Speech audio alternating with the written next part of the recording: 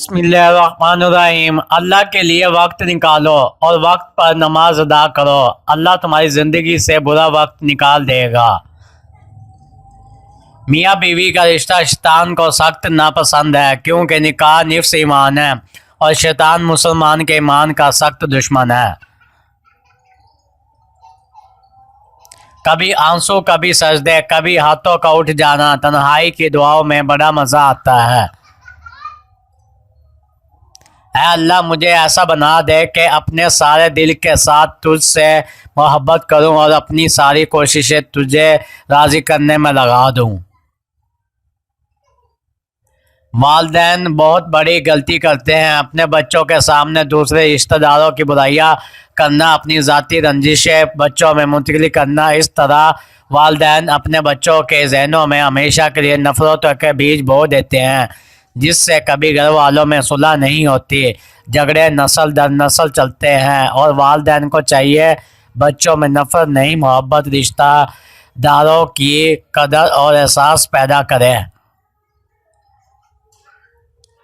خالی ضرورتیں پوری کرنے سے رشتے کبھی نہیں نبھتے۔ ضرورتیں تو آپ اپنے ملازمین کی بھی پوری کرتے ہیں، اور ضرورتیں تو آپ ان کی بھی پوری کر دیتے ہیں جن کو آپ جانتے نہیں انہیں اصل چیز ہے۔ احساس، جب تک احساس پیدا نہیں ہوگا رشتہ نبھاتا نہیں، گھسیٹا جاتا ہے۔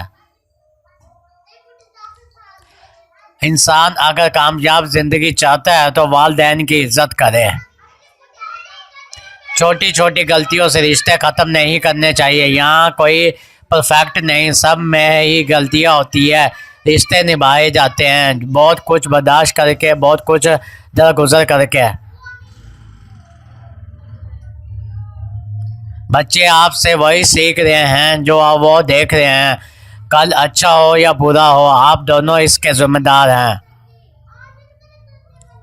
عقل مند میاں بیوی ایک دوسرے کی پردہ پوشی کرتے ہیں، ایک دوسرے کو معاف کرتے ہیں، ایک دوسرے کی مجبوریوں کو سمجھتے ہیں۔ بے وقوف میاں بیوی اپنے اختلافات رشتہ داروں اور دنیا کے سامنے ظاہر کرتے ہیں۔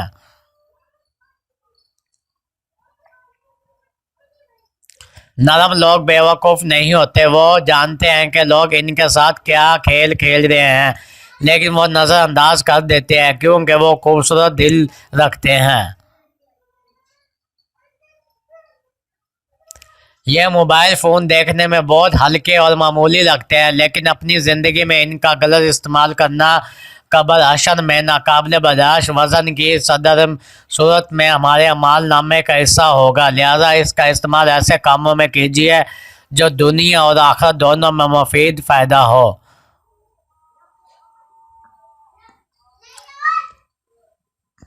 سب کچھ کھونے کے بعد بھی اگر آپ کے اندر حوصلہ باقی ہے تو سمجھ لیجئے کہ ابھی بھی آپ نے کچھ نہیں کھویا۔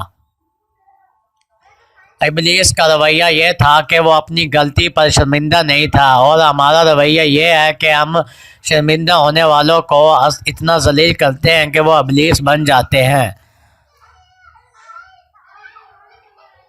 رسول صلی اللہ علیہ وسلم نے فرمایا، بنی اسرائیل کو تباہ کرنے والی پہلی چیز یہ تھی کہ غریب آدمی کی بیوی اس پر اپنے کپڑے لتے کا اتنا ہی خرچ ڈالتی تھی کہ جتنا کہ امیر آدمی کی بیوی۔ اپنے اندر کی گندگی کو دوسروں میں تلاش کرنے کو شک کہتے ہیں۔ ہر انسان کے پاس دو آپشن ہوتے ہیں، جیسے زندگی گزر رہی ہے گزارتا رہے، یا پھر ہمت کرے اور بدل ڈالے زندگی۔